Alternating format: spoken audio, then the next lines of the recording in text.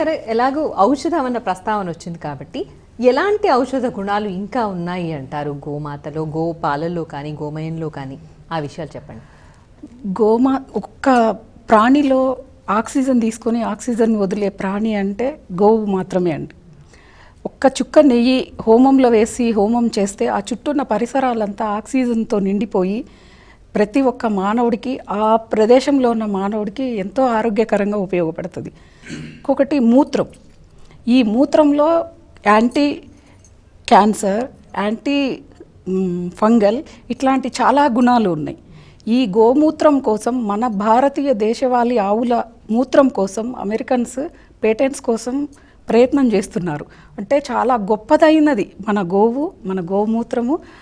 గోవు నుంచి వచ్చే ఆవు పాలు కానీ, పెరుగు కానీ, నెయ్యి కానీ, ఏదైనా కానీ చాలా పవిత్రతతో ఆయుర్వేదంలో చాలా ప్రాశస్త్యం ఉంది.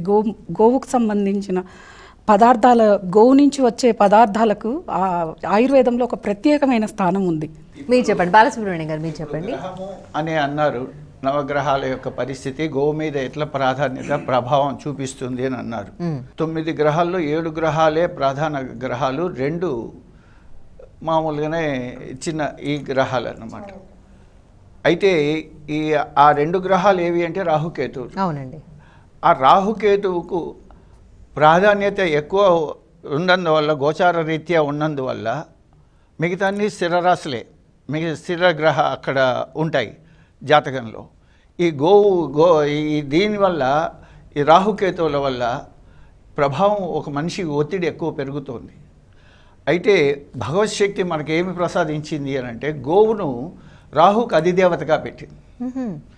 రాహుకు అధిదేవత గోవు కాబట్టి ఆ యొక్క గోచార ఫలంగా రాహు ఇచ్చే బాధలను నివృత్తి చేయడానికి గోపూజ చేస్తే అది నివృత్తి కలుగుతుందనేది అది తథ్యం, అది నిరూపించబడింది. చాలామంది ఇది చేస్తున్నారు.